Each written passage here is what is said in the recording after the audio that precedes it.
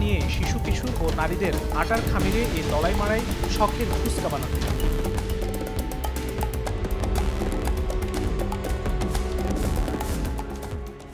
রাস্তার মোড়ের গরম ধোয়া ওঠা সিঙ্গাড়া, মামার হাতের জাদু মেশানো ফুচকা কিংবা হালের বার্গার, স্যান্ডউইচ, শর্মা এসব মিলে গড়ে উঠেছে আমাদের স্ট্রিট ফুড কালচার। প্রয়োজনে অপ্রয়োজনে প্রতিদিন আমরা নানা ধরনের স্ট্রিট ফুডস খেয়ে চলছি, কিন্তু কখনো কি ভেবে দেখেছি এসব খাবার আমাদের ঠিক কতটা ক্ষতি করছে?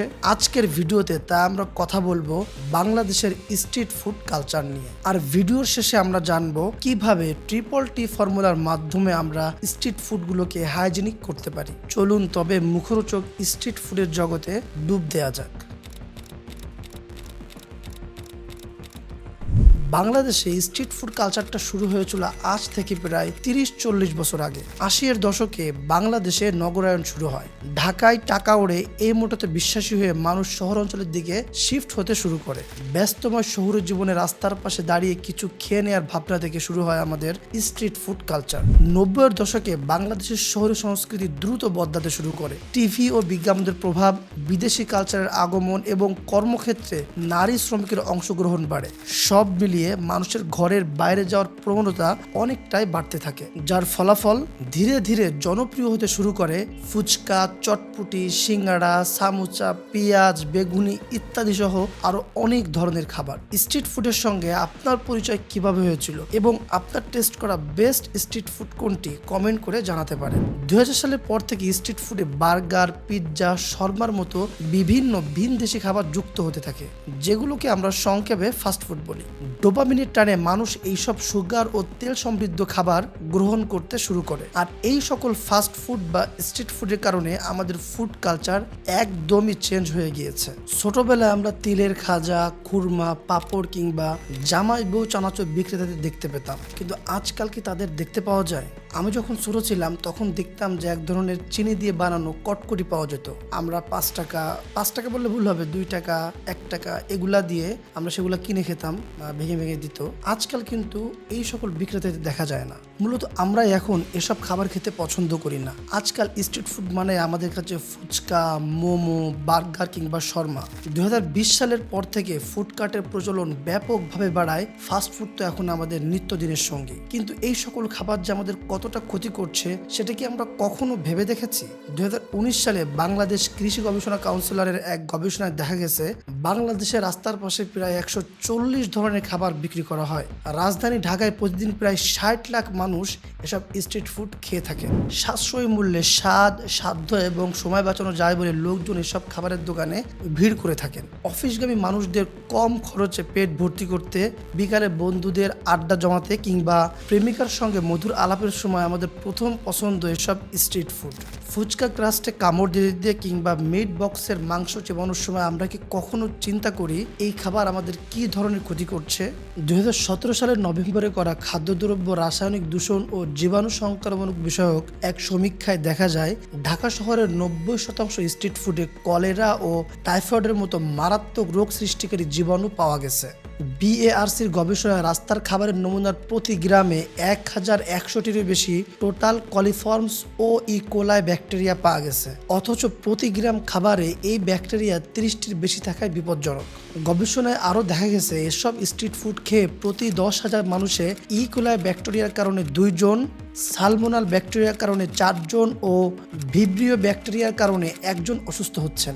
স্ট্রিট ফুড তৈরির প্রসিডিউর থেকে শুরু করে রান্না, সংরক্ষণ, সরবরাহ প্রতিটি স্তরে খাবার দূষিত হয়। দেশি ফুচকাওয়ালা মামার মতো এমন ক্রাইটেরিয়া অধিকাংশ স্ট্রিট ফুডের ক্ষেত্রে দেখা যায়।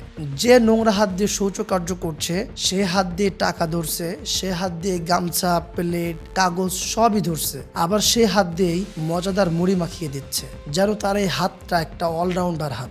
রাস্তার পাশে ঢাকনাবিহীনভাবে ফেলে রাখা মুড়ির উপর ড্রেন থেকে উড়ে আসা মশা বসছে, মরা ইঁদুরের উপর থেকে উড়ে আসা মাছি বসছে, আর সেই সব উপাদান দিয়ে তৈরি হচ্ছে আমাদের মজাদার ঝালমুড়ি। মামা, আপনার মুড়িতে যে কি স্বাদ, এমন স্বাদ পৃথিবীর কোনো খাবারে নেই। আপনার হাতে যে কি জাদু আছে, এই কথাগুলো আমরা হর হামেশাই বিভিন্ন বন্ধু বান্ধব এমনকি ফেসবুক, সোশ্যাল মিডিয়াতেও দেখে থাকি। বাস্তবতা কি জানেন, মামার হাতের জাদুর পিছনে যে গল্পটা আছে সেটা যদি আপনি জানতেন কখনো এই খাবার আপনি মুখে নিতেন না। রাস্তার খাবার অনিরাপদ হবার পিছনে মোটা দাগে 3টি কারণ রয়েছে। প্রথমত বিক্রেতার অসচেতনতা, দ্বিতীয়ত ক্রেতার অসচেতনতা, তৃতীয়ত আইন প্রয়োগকারী সংস্থার অবহেলা। এত কিছু বলছি, এত কিছু জানছি, তবুও কেন স্ট্রিট ফুড খাওয়া ছাড়তে পারছি না? এর পিছনে অবশ্য একাধিক সামাজিক, অর্থনৈতিক আর মনস্তাত্ত্বিক কিছু বিষয় রয়েছে। ছোটবেলায় স্কুল থেকে ফেরার পথে 5 টাকার ঝালমুড়ি কিংবা 2 টাকার আইসক্রিম খেতে খেতে এসব খাবার আমাদের রুচির অংশ হয়ে গিয়েছে। কিংবা হালের বার্গার, পিৎজা, মিট বক্সে থাকা অতিরিক্ত মাত্রা লবণ, চিনি, তেল আমাদের মস্তিষ্ক থেকে ডোপামিন রিলিজের পরিমাণ প্রায় 150 থেকে 200% বাড়িয়ে দেয়, যার ফলে এসব খাবার খেলে আমাদের আনন্দের অনুভূতি হয়। আর তাই তো এই ডোপামিনের টানে আমরা বারবার স্ট্রিট ফুডের কাছে ফিরে যাই। তাছাড়া সস্তা ও বাজেট ফ্রেন্ডলি হওয়ায় আমাদের মতো নিম্ন আয়ের দেশের মানুষ স্বাস্থ্যের দিকে না তাকিয়ে এসব খাবার খেয়ে থাকে। সুতরাং আমরা চাইলেও কিন্তু স্ট্রিট ফুড না খেয়ে থাকতে পারবো না। তাই আমাদের দরকার এমন কোনো সমাধান যাতে সাপও মরবে কিন্তু লাঠিও ভাঙবে না। অর্থাৎ পেটের চাহিদাও পূরণ হবে, আবার স্বাস্থ্যগত যেসব বিষয় সেগুলোও ঠিকঠাক থাকবে। কিভাবে স্ট্রিট ফুডকে হাইজেনিক করা যায়? স্ক্রিনের বাম পাশে আপনারা দেশি ফুচকাওয়ালা মামাকে দেখতে পাচ্ছেন, আর ডান পাশে থাকা ইউনিফর্ম স্মার্ট ভদ্রলোকটাও কিন্তু দেশি মামার মতো স্ট্রিট ফুড বিক্রি করছে। দুজনের মাঝে তাহলে প্রধান পার্থক্য কি? একজন বাংলাদেশে আর একজন থাইল্যান্ডের। থাইল্যান্ড স্ট্রিট ফুডের জন্য বিশ্বজুড়ে বিখ্যাত, তবে তাদের কালচার আমাদের কালচারের মতো না। থাইল্যান্ডে 1989 সাল থেকে ক্লিন ফুড গুড টেস্ট প্রোগ্রামের আওতায় স্ট্রিট ফুডের গুণমান নিয়ে কাজ করা হচ্ছে।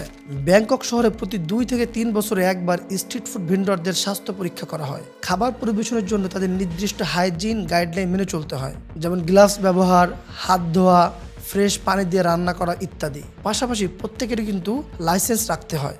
লাইসেন্স ছাড়া খাবার বিক্রি করলে জরিমানা, এমনকি তার দোকানটাও বন্ধ করে দেওয়া হতে পারে।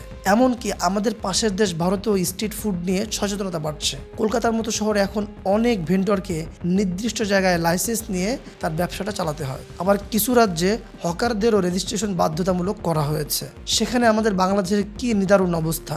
এদেশে আইন আছে কিন্তু প্রয়োগ নেই, অন্যদিকে সচেতনতার বলি আওড়ানো লোকেরও অভাব নেই। 2015 সালে বাংলাদেশের নিরাপদ খাদ্য আইন 2013 বাস্তবায়নের ঘোষণা দেওয়া হয়, কিন্তু সে আইনের প্রয়োগটা কি আদৌ আছে? ঢাকা উত্তর ও দক্ষিণ সিটি কর্পোরেশনের খাদ্য পরিদর্শক পদ থাকলেও তারা রাস্তার খাবার নিয়ে আদৌ কোনো কাজ করছেন? মাঝে মাঝে ভোক্তা অধিকারের পক্ষ থেকে অভিযান চালানো হয়, তবে চাহিদা অনুসারে সেটা একদমই কম। ভিডিও শুরুর অংশে আমি আপনাদের ট্রিপল টি ফর্মুলার কথা বলেছিলাম, মনে আছে তো? স্ট্রিট ফুড খাওয়া থেকে একদম বিরত থাকতে না পারলেও এই ফর্মুলা ইউজ করে আমরা ড্যামেজ অনেকটাই কন্ট্রোল করতে পারি। ট্রিপল টি দ্বারা এখানে বোঝানো হয়েছে training, tracking and testing safe. প্রথমত, বাইরের দেশের মতো বাংলাদেশের স্ট্রিট ফুড ভেন্ডরদের লাইসেন্সের আওতায় আনা জরুরি, আর সেই লাইসেন্স পাওয়ার জন্য একটা শর্ট ট্রেনিং বাধ্যতামূলক করা যেতে পারে, যেখানে হেলথ ও হাইজিন নিয়ে তাদেরকে ইনস্ট্রাকশন দেওয়া হবে। দ্বিতীয়ত, সরকারের পক্ষ থেকে নিয়মিত ট্র্যাকিং করা, সবার লাইসেন্স ঠিকঠাক আছে কিনা এবং তারা ঠিকঠাক হাইজিন মেনে তাদের ব্যবসাটা পরিচালনা করছে কিনা, এই জিনিসগুলো পারফেক্টলি ট্র্যাকিং করা। এই জিনিসটা যদি আমরা নিয়মিত করতে পারি তাহলে আমাদের খাদ্যাভ্যাস বা আমাদের যে স্ট্রিট ফুড কালচার এটা অনেকটাই চেঞ্জ হয়ে যাবে। আর 3 নাম্বার হচ্ছে টেস্টিং সেফ। এই কাজটা আমাদের মতো কাস্টমারদের করতে হবে। আমরা যেখান থেকে খাবার গ্রহণ করি না কেন, নিচের চেকলিস্টটা আমরা মিলিয়ে নিতে পারি। বিক্রেতার হাত কি পরিষ্কার আছে, সে কি গ্লাভস পরছে আর পরিষ্কার প্লেট চামচ ব্যবহার করছে, যে পানিতে প্লেট দেওয়া হচ্ছে সেটা কি পরিষ্কার, খাবার কি ঠিকঠাক দেওয়া আছে, পানি কোথা থেকে নিচ্ছে, ফিল্টার নাকি ট্যাপ, সে যেখান থেকে খাবার সার্ভ করছে তার আশেপাশে ডাস্টবিন আছে কিনা, দোকানের পাশে ড্রেন, ময়লা বা মশামাছি ভিড় করছে কিনা ইত্যাদি। এভাবে ট্রিপল টি ফর্মুলার মাধ্যমে আমরা স্ট্রিট ফুডে বিশাল বড় একটা পরিবর্তন নিয়ে আসতে পারি। পরিবর্তন যে একেবারে আসছে না তা কিন্তু নয়। অনেক ভেন্ডরই এখন হাইজেনিক উপায়ে ঝালমুড়ি, ফুচকা এবং অন্যান্য খাবার বিক্রি করছে, কিন্তু সার্বিক বিবেচনায় সেটা খুবই নগণ্য। পরিবর্তন আসুক বাংলাদেশের স্ট্রিট ফুড কালচারেও, সেই প্রত্যাশা রেখে আজকের ভিডিও এখানেই শেষ করছি। ধন্যবাদ, দেখা হবে নেক্সট ভিডিওতে।